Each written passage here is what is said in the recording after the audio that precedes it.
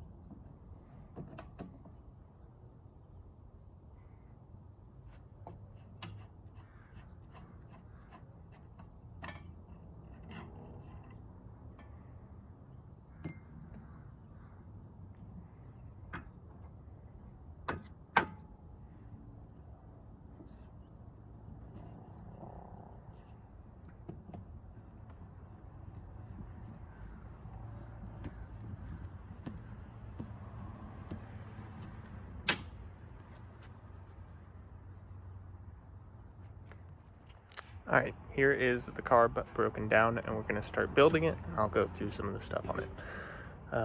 This is the clamp to the manifold. Here we have a little throttle set, or an idle set. Looking in here, you can see both of the jets. This is the throttle body, in which the throttle slide will come up. So we have a starting jet and a running jet. And then attached to this side is the airbox. The airbox has this little flip lever choke in which it is just reducing the diameter from here down to here to limit air and enrichen the mixture upon start. So we are just going to go ahead and thread that on.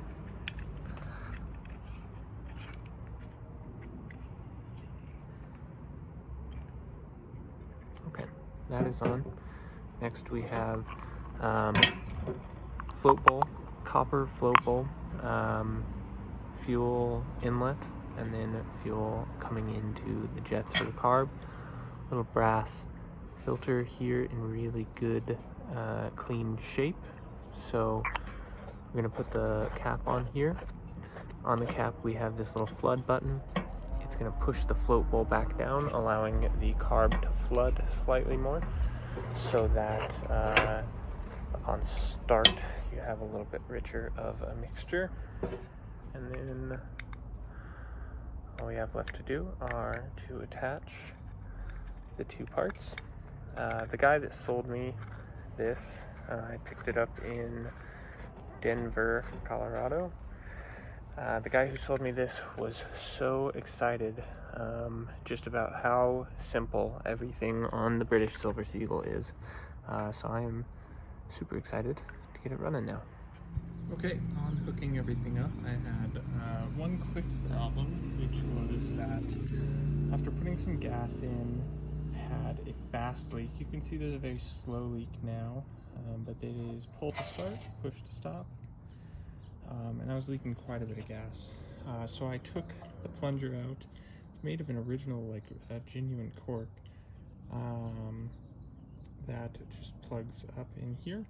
And I've just put some application grease.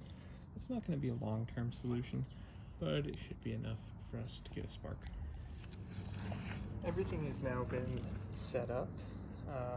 So what I'm going to do, loosen the clamps on this, slide it over into the bucket. We are going to get it submerged up to this point where the water induction for the cooling is happening. And then we are going to give her a whip. Alright, nothing to do now but to start the starting protocol.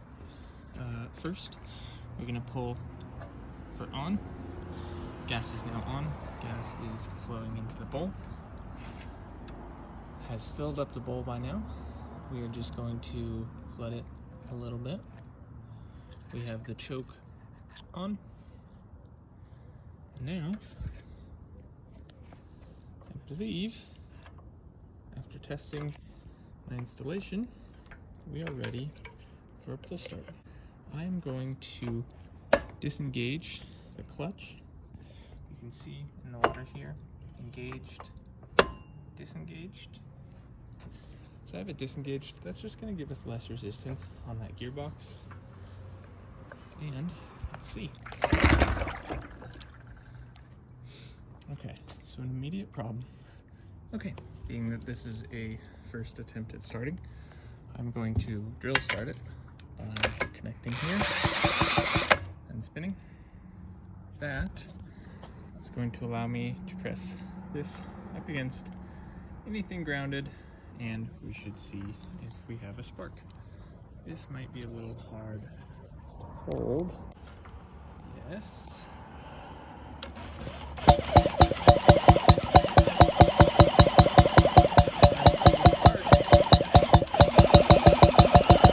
Yep. Okay. We've demonstrated spark. Now, spark plug cap is back on. Choke is on. Fuel is in the carb.